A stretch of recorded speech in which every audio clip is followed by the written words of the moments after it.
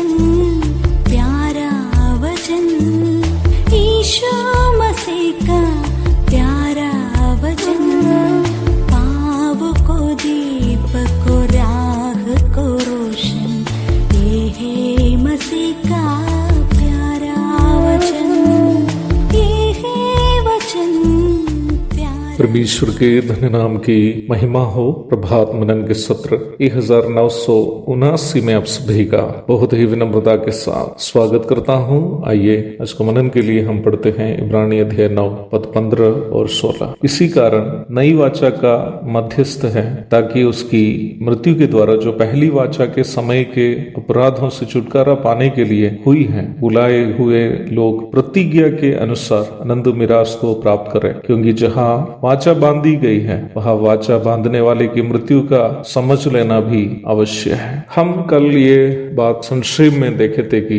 पुरानी वाचा के पीछे भी यद्यपि परमेश्वर का प्रेम था ही, परंतु कानून व्यवस्था के द्वारा उससे जब लागू किया जा रहा था, इसराइल के लोग कभी भी उस वाचा के पीछे कार्यरत परमेश्वर के प्रेम को पहचान नहीं पाए थे। दूसरी एक महत्वपूर्ण बात जो हम प्रारंभ में पढ़ी गई पदों में है, वो यह है कि पुरानी वाचा कभी भी पक्की अथवा पूर्ण नहीं थी। पूर्ण नहीं होने का मतलब है कि बलियां पशुओं को चढ़ाने के द्वारा प्रतीकात्मक रूप में अर्पण किए जाने के कारण बलि चढ़ाने से लोगों को जो पाप क्षमा और परमेश्वर के साथ एक व्यक्तिगत संबंध का एहसास होना चाहिए, वो कभी भी प्राप्त नहीं होते थे। इसका यह भी मतलब है कि वास्तविक रूप में जिनका बलि होना चाहिए मानव जाति के पाप क्षमा के लिए, उनका बलि नहीं होने के कारण सभी प्रकार के प्रतीकात्मक बलियां जो पुरानी वाचा के परिप्रेक्ष्य में चढ़ाए जाते थे, वे केवल प्रतीकात्मक अथवा अपूर्ण ही रह जाते थे। बलियां जिनके लिए चढ़ाए जाते थे, उनको कभी भी एक पूर्ण एहसास नहीं मिलता था कि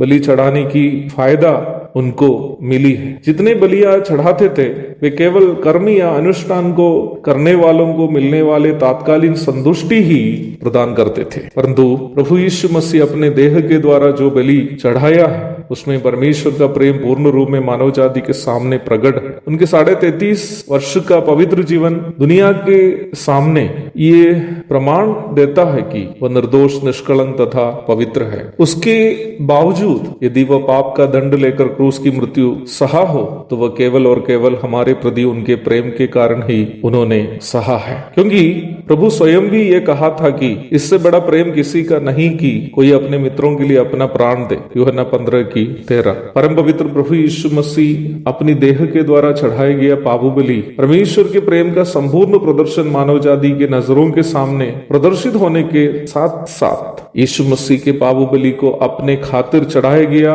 पाप बलि के रूप में स्वीकार करने वाला कोई भी पापी को पाप क्षमा और परमेश्वर के साथ मेल का पूर्ण एहसास भी प्रदान करता है। और महत्वपूर्ण बात यह भी है कि यह नई वाचा का मध्यस्थ अपनी ही मृत्यु के द्वारा वाचा का लागूकरण करने के द्वारा अब वो स्वयं भी उस वाचा को तोड़ नहीं सकता। जैसे कि मान लीजिए मेरे पिताजी मेरे नाम में अपनी जमीन, अपनी संपत्ति लिख दिया हो और उसके पश्चात उनका स्वर्गवास हो गया हो, तो वो स्वयं भी उस वाचा को जो उन्होंने अपने जीवित समय में तैयार की है बदल नहीं सकते, है ना।